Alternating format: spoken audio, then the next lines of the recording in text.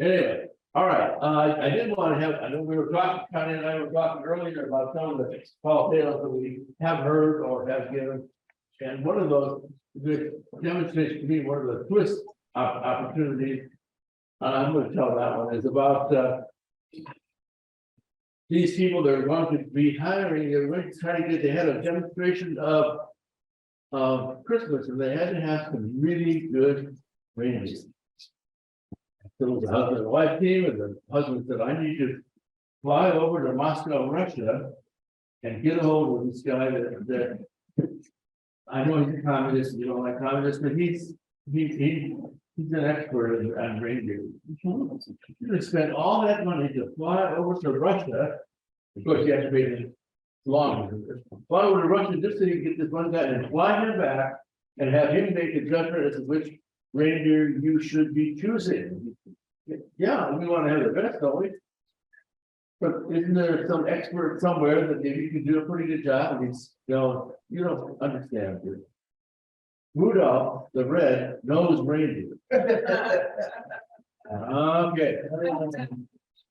And with that, probably have a couple of others I can tell, but Connie has a few little fun stories and stuff to talk about. Maybe some of those will be some of the punchlines that she's seen used, and some of them will be a couple of ones that we did. You ready? Come on up. Give us some of those tall tales that we had like that.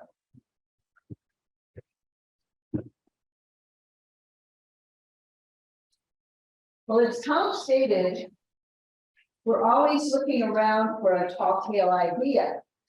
And so it could be a sign, it could be a song, it could be a quote, anything that might work. So as we're traveling around or whatever, we kept writing down all of these ideas. Now, most of them would not materialize, but some of them would.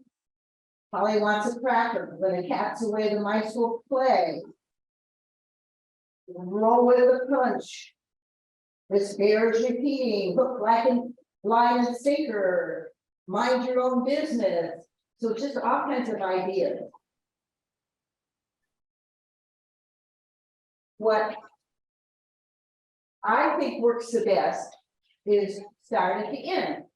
So if you come up with your punchline, with that groaner, with that and then just build the story to get there and try to build it so that you're giving perhaps little hints along the way, but not too much.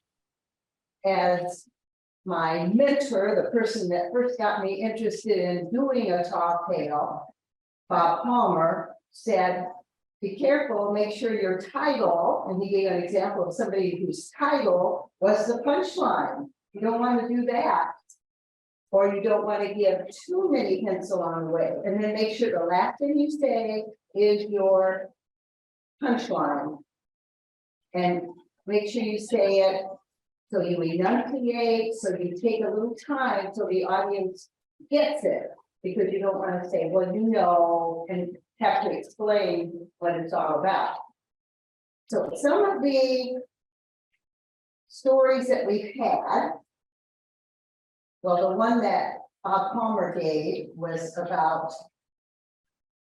is based on the League of Women Voters, but his story was about them. And he got all demonstrative about the guy that swam underneath and drilled a hole in the women's vote because they couldn't have women entering this men's contest. And sure enough, it ended up in the League of Women Voters. One of my favorites was about, and I can't remember the story, but anyway, there was a lady named Kathy, and whatever, something happened to her and she died, and they put her in this coffin, and they had some problems along the way, and at the very end, oh no, the coffin slipped down and she fell out, and the punchline, it was a decoffinated Kathy. Another favorite one for me was about this Asian girl who was beautiful, she was brilliant, she was personable, but she had terrible teeth.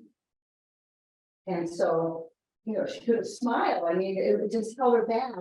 And somebody came along and helped her, send her to the dentist. She got her mouth all fixed up.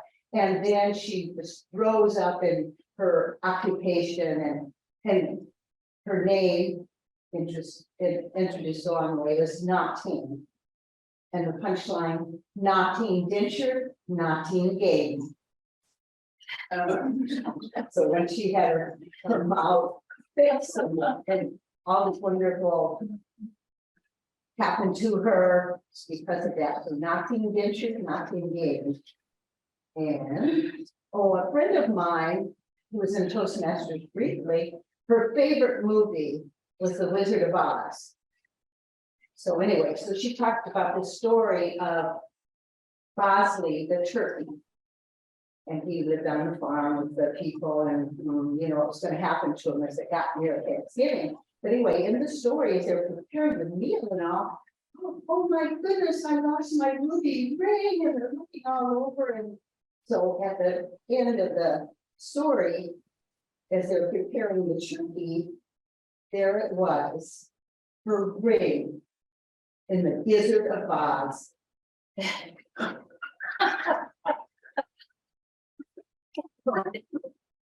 So there you go, the girl was like, oh my goodness. Did you want me to share one? Yeah, Okay.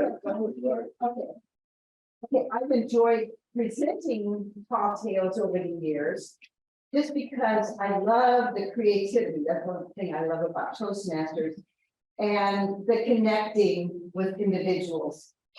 So which one do you think, Tom? As the world churns, or the big performance? I think it's the old one. Well, Yeah. okay. One I think has a better punchline, but the other one shows a lot of work with words and all. So this one, I think has a better punchline, called The Big Performance.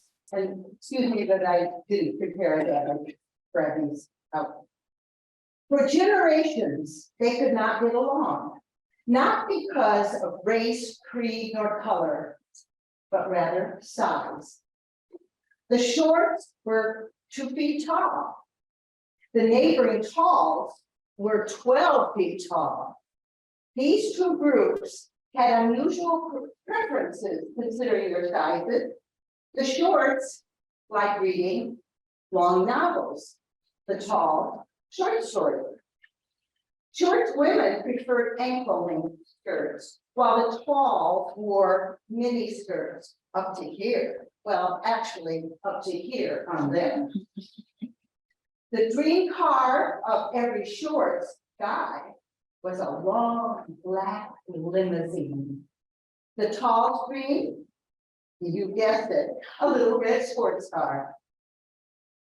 Their talents were also very unexpected.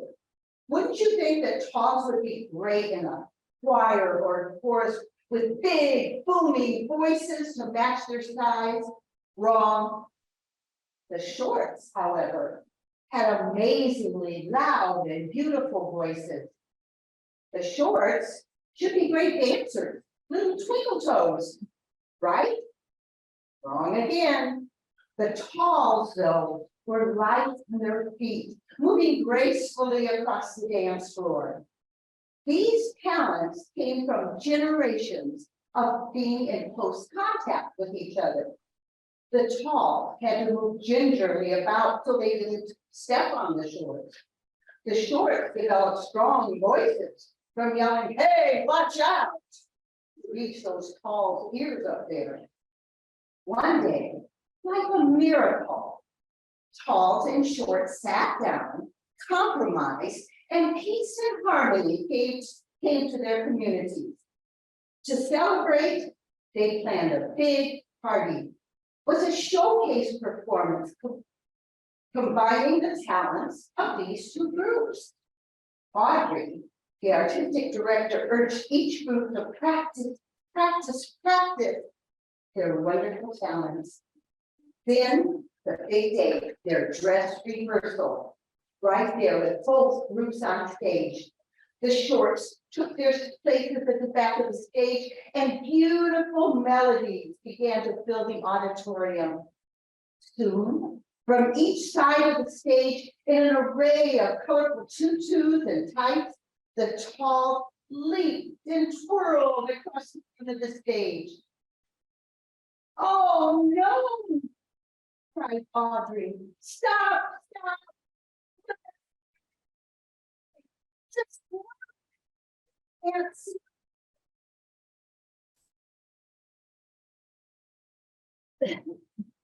How did that for us? The big awesome one.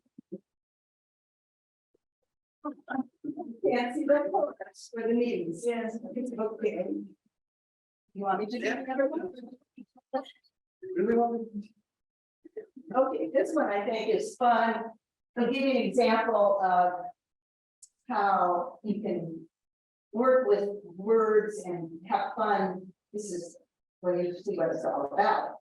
And what's fun afterward is I had people coming up and giving me even more examples of what I could have used. It's called As the World Churns. When Bossy gave birth to Blossom, she knew her cute cuddly calf was truly the cream of the crop. Now Blossom was a beautiful young cow with big brown eyes and a sleek, low-fat figure. What a proud, happy mom until he came along, riding in on his Kawasaki motorcycle.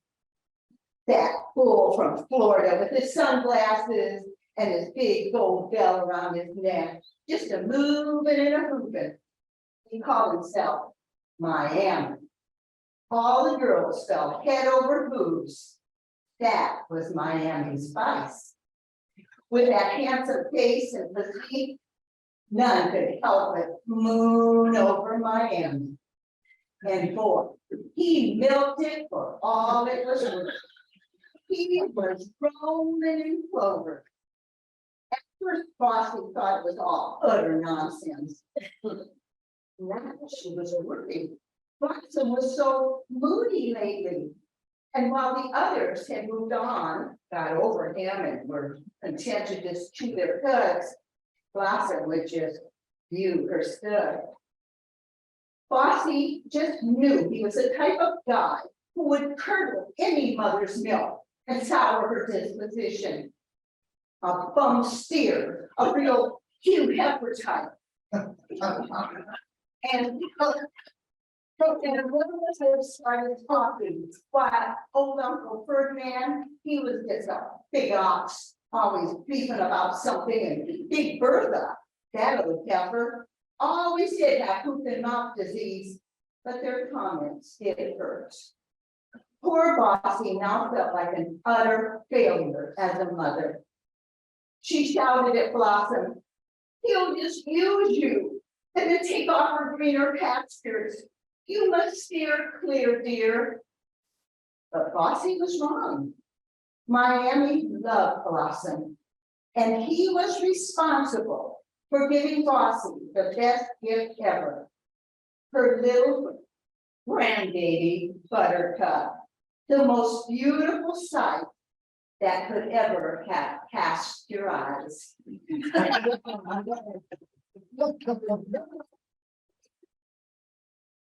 And you did a bit of them.